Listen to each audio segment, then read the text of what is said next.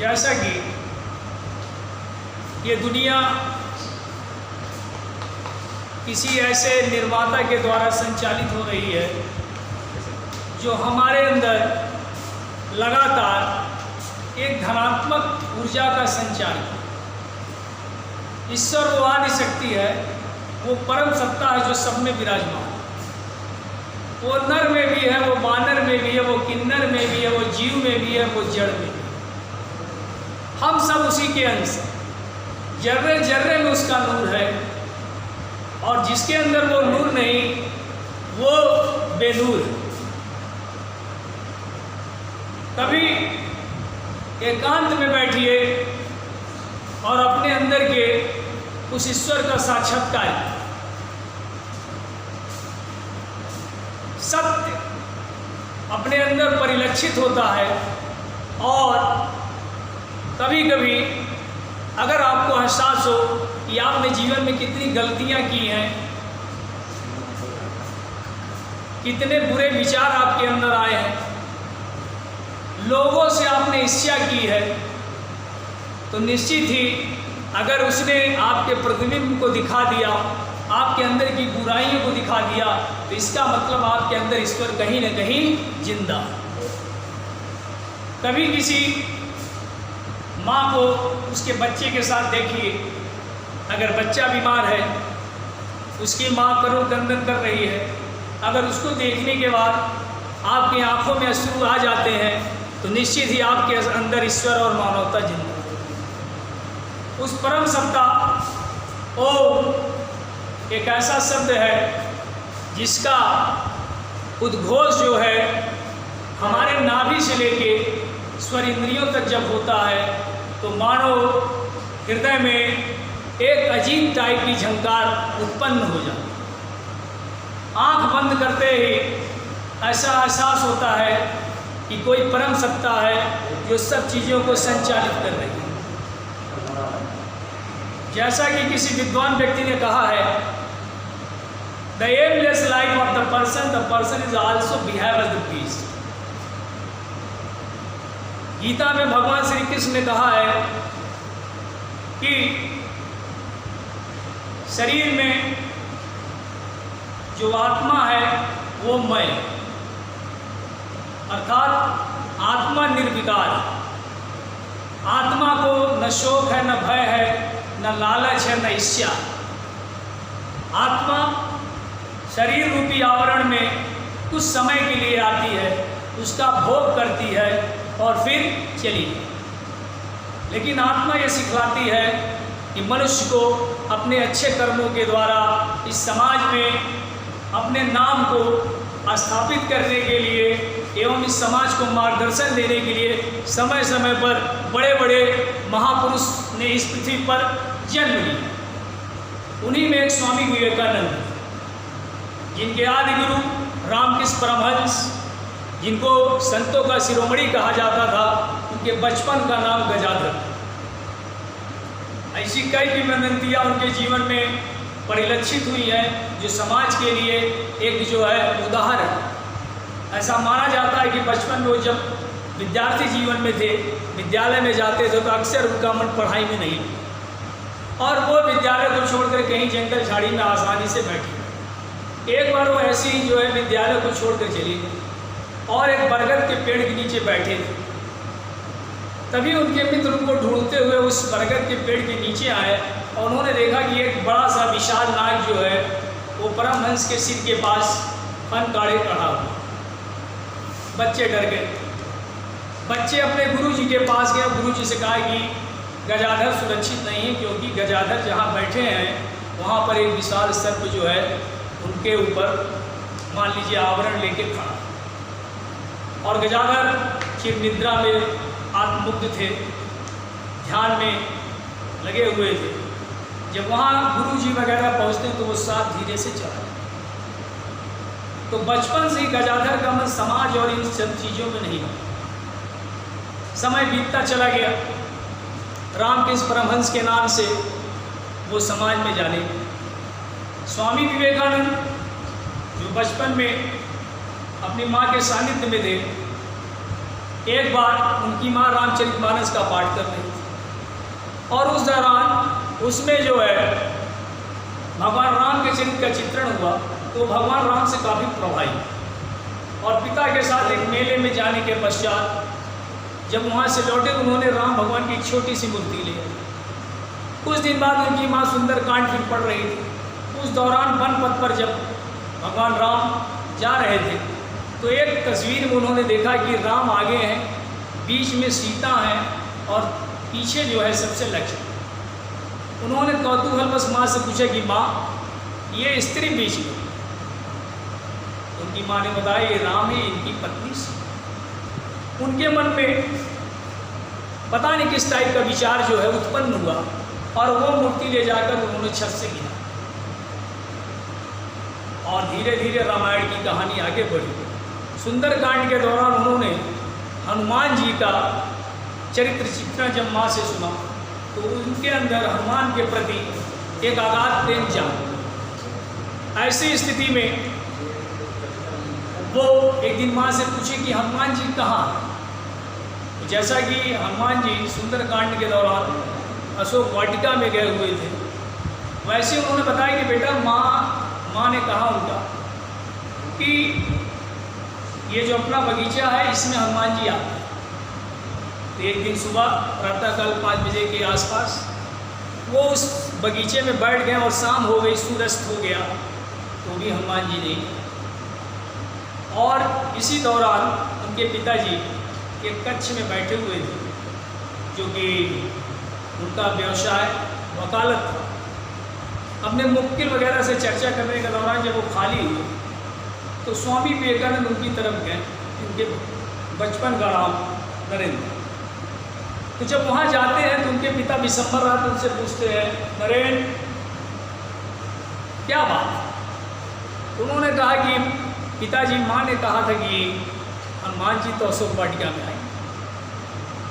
तो पिता को बच्चे के अंदर के कौतूहल के विषय में पता लग गया और उन्होंने कहा कि बेटा ऐसा है कि हनुमान जी को भगवान राम जो है किसी कार्य के लिए कहीं भेजे। समय बीतता चला गया, स्वामी विवेकानंद बड़े हुए और बचपन में वो जो है वैज्ञानिक वर्ग के विद्यार्थी, कहा जाए विज्ञान वर्ग के विद्यार्थी, तो वो किसी भी चीज़ों को तुरंत नहीं माना जब तक उसको सत्य की कसौटी पर खरा न उतरे। जैसे सूर्य को मानते थे कि सूर्य ग्रह है, आप जो है आम जनमानस में सूर्य के एक ईश्वर की जो है प्रतिमा विराजमान है, लेकिन वो उसको एक विज्ञान की दृष्टि से, तो वो अक्सर लोगों से पूछते थे क्या आपने कभी ईश्वर का साक्षात्कार किया या ईश्वर को देखा?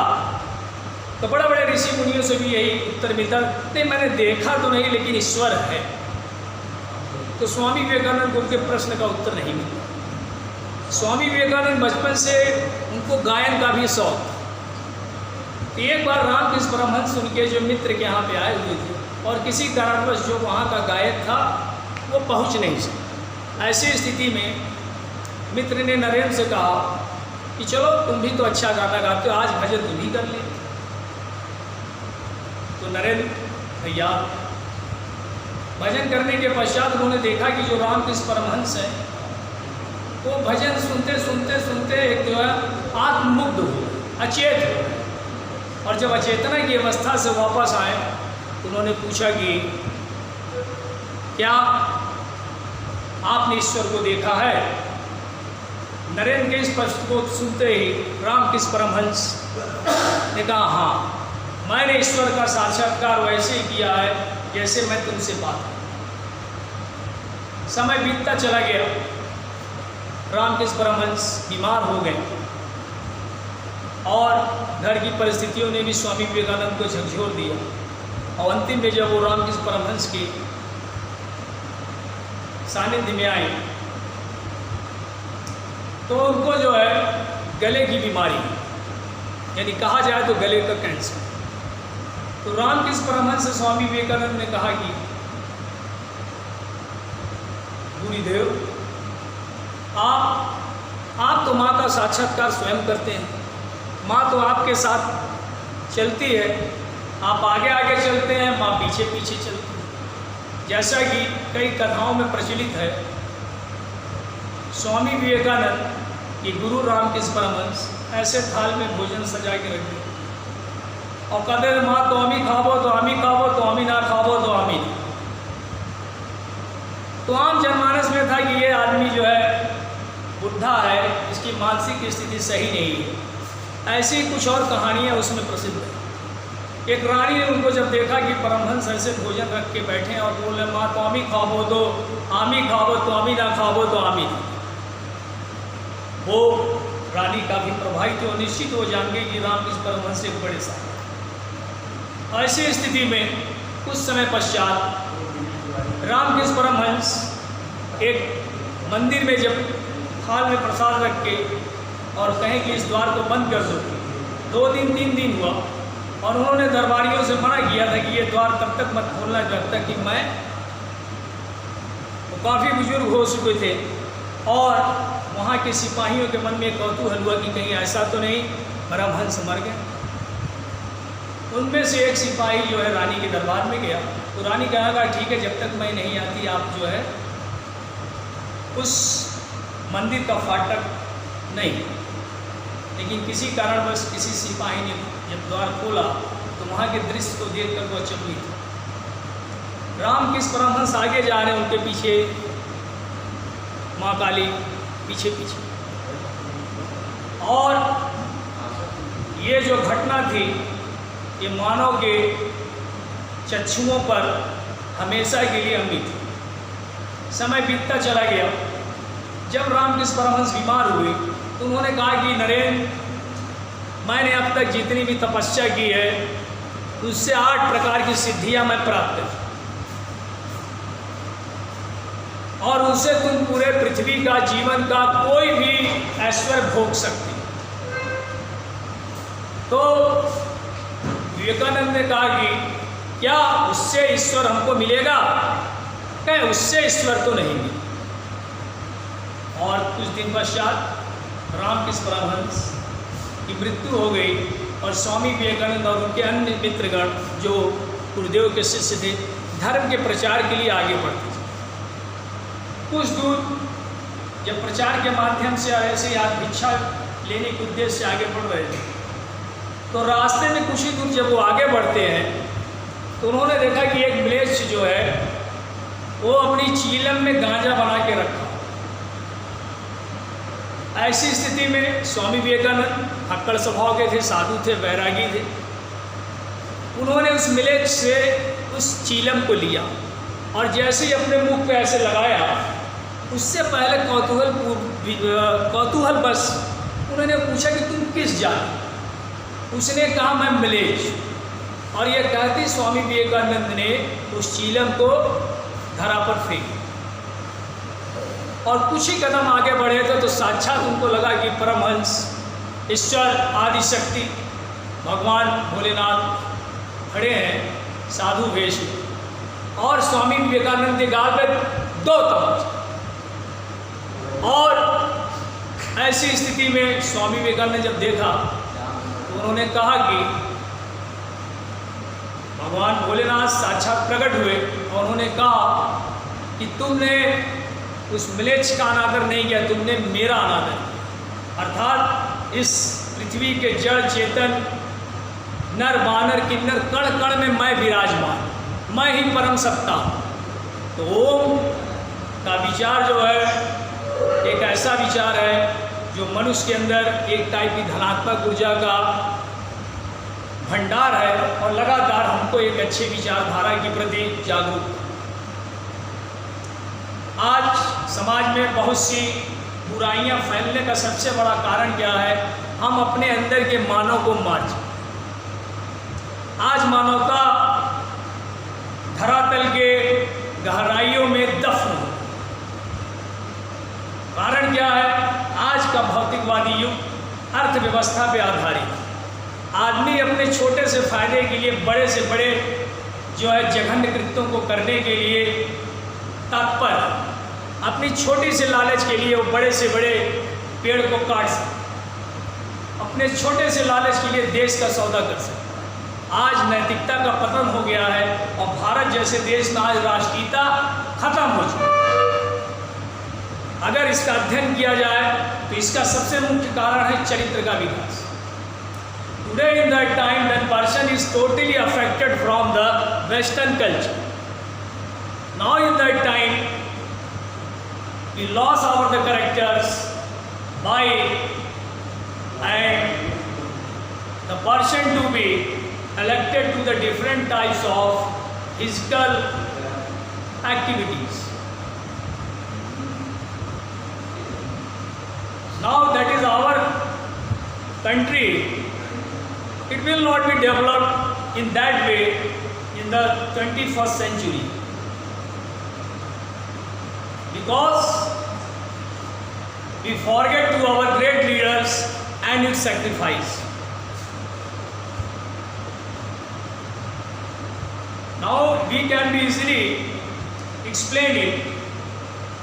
अगर किसी घर की मंजिल को, किसी इमारत को देखा जाए और उस इमारत के नींव के विषय में अगर हम चर्चा ना करें तो ये घर के विषय में हमारी बात करना एक झूठ से ज़्यादा कुछ नहीं है। आज भारत जो 21वीं शताब्दी की दुनिया में आगे बढ़ रहा है, अगर हम पुराने वीरों के बलिदान, कुर्बानी, शहादत उनको भूलकर अपने ही विचार में आत्ममुग्ध है तो ये उनका सबसे बड़ा कारण क्या है? आदमी के अंदर घमंड, लालच, दुराचार, व्यभिचार, ईर्ष्या इतनी घर कर गई है कि वो मानव को मानव समझ ही नहीं। आज मानव बनने की जरूरत। अगर किसी दुखहारी के दर्द को देखकर अगर हमारे आंखों में आंसू आ जाए तो जान लीजिए आपके अंदर ईश्वर जिंदा। अगर किसी व्यक्ति में दया दिखाई दे उसके अंदर ईश्वर जिंदा। किसी व्यक्ति में करुणा हो, मदद करने की भावना, उसके अंदर ईश्वर जिंदा। तो कहने का तात्पर्य है, भगवान ने रामचरितमानस भगवान राम ने कहा, निर्मल जन मन सो मोहि पावा और मोह कपट छल छिद्र न पावा। अर्थात जो इनोसेंट व्यक्ति है, जो निर्दोष है, ईश्वर आज भी उसके साथ। और अगर आप उनको परेशान करेंगे या किसी भी प्रकार के कष्ट को देने की कोशिश करेंगे तो उसका परिणाम अत्यंत दुखद होगा और हो सकता है कि कितने वंशी जो है न रह जाए। जैसा कि कबीरदास ने कहा है, 1 लाख पूत 1.25 लाख नाती ता रावण घर दिया न।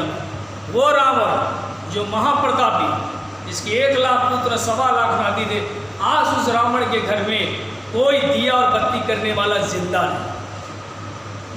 तो अच्छे विचार, नैतिकता, चरित्र, प्रेम, सौहार्द, जाति पाति धर्म की भावना से ऊपर उठकर जो कार्य करता वही व्यक्ति समाज में मानव कहलाने योग्य। सत्य, अहिंसा हमारा परम धर्म और ईश्वर अल्लाह दोनों एक हैं। ये समाज के बनाए हुए धर्म, ईश्वर ने कभी कोई धर्म नहीं बनाया। जैसा कि इतिहास में हम लोग पढ़ते हैं, जब यज्ञ हुआ उस यज्ञ में एक महापुरुष निकला, महामानव, और उसकी भुजाओं से जो निकले वो क्षत्रिय हो, मुख से निकलने वाला ब्राह्मण हो गया, उदर से निकलने वाला शूद्र हो गया और पांव से निकलने वाला वैश्य। लेकिन आज का समाज धर्म, जाति, भेदभाव की भावना पर, रंग भेद की नीति पर आधारित है और समाज में अच्छे लोग की कमी लगातार होती जा रही है क्योंकि बुरे लोग बढ़ते चले जा रहे। आज अगर कोई नवयुवक किसी दुर्व्यसन में नहीं है तो इसका मतलब उसको आज के समाज में बेवकूफ़ समझा। आज के बच्चे कैरेक्टर का ना सोचना, चरित्र है ही नहीं, और जब चरित्र आपके अंदर नहीं होगा तो आप हमेशा गलत निर्णय लेंगे। जैसा कि आज के समय आप देख सकते हैं फिल्म इंडस्ट्री में चरित्र का पतन हो चुका है। सुसाइड, आत्महत्या, ये उसी में से एक प्रक्रिया। जब आपके अंदर की पॉजिटिविटी डिक्रीज होती है, when the positivity decrease in your body and your soul is always try to go in the negative thought and the negativity, and afterward you lost your whole life। इसलिए मानिए ये संसार किसी उस परम सत्ता के द्वारा संचालित हो रहा है और हम आप उसके एक जो है कण मात्र भी नहीं। अगर ऐसा नहीं होता तो पृथ्वी चलती नहीं। ओम शांति।